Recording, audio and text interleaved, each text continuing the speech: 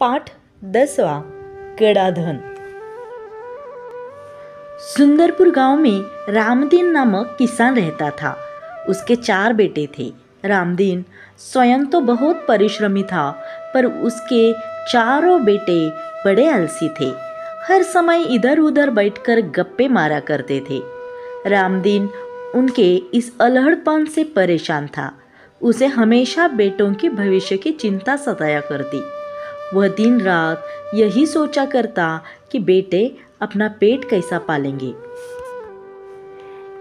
एक रात वह इन्हीं विचारों में खोया था, तभी उसकी पत्नी ने झिझकते हुए उसे एक उपाय सुझाया।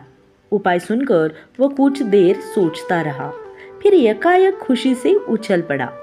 अगली सुबह रामदीन ने अपने चारों बेटों को बुलाकर कहा, मैं और तुम्हारी माँ अब बूढ़े हो गए हैं। हम दूर तीर्थ यात्रा पर जा रहे हैं। मैंने खेत में धन गाड़कर छिपा रखा है। यदि कोई जरूरत पड़े तो उसे निकाल कर उपयोग कर लेना। गड़े हुए धन की बात सुनकर बेटे खुश हो गए और उन्होंने अपने पिताजी को खुशी खुशी तीर्थ यात्रा पर जाने के लिए कह दिया। वे मन ही मन खुश हो गए कि अब कुछ दिनों तक पिताजी का बंधन भी उन पर नहीं होगा।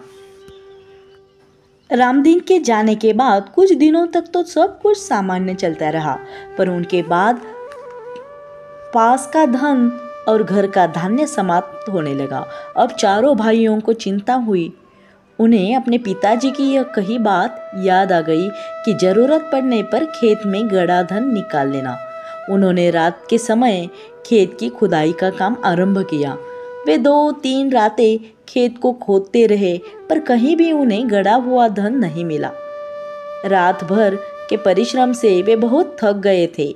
जब सुबह बहुत निराश और हताश होकर वे चारों अपने घर लौट रहे थे, तभी रामदीन के परम मित्र हरिनाथ ने पूछा, तुम सब थके हुए क्यों हो?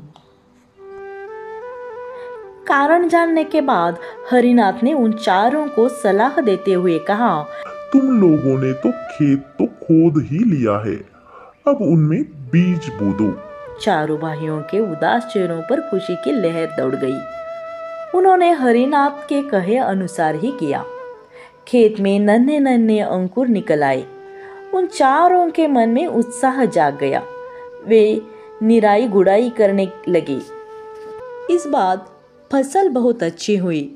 हरिनाथ काका को धन्यवाद देकर वे फसल को बाजार में बेचने के लिए जाने की तैयारी में जुट गए। उसी समय तीर्थ यात्रा से रामदीन और उनकी पत्नी लौट आए। माता पिता के आते बेटों ने उनके चरण स्पर्श किए। गाड़ी में लदे अनाज के बोरे देखकर रामदीन ने कहा, अब तुम्हें खेत में गड़े धन का राज समझ में आ गया होगा। चारों ने सिर हिलाकर स्वीकार किया और कहा, अब हम यह भी समझ गए हैं कि जीवन में परिश्रम के बिना कुछ भी संभव नहीं है। परिश्रम से ही धन कमाया जा सकता है।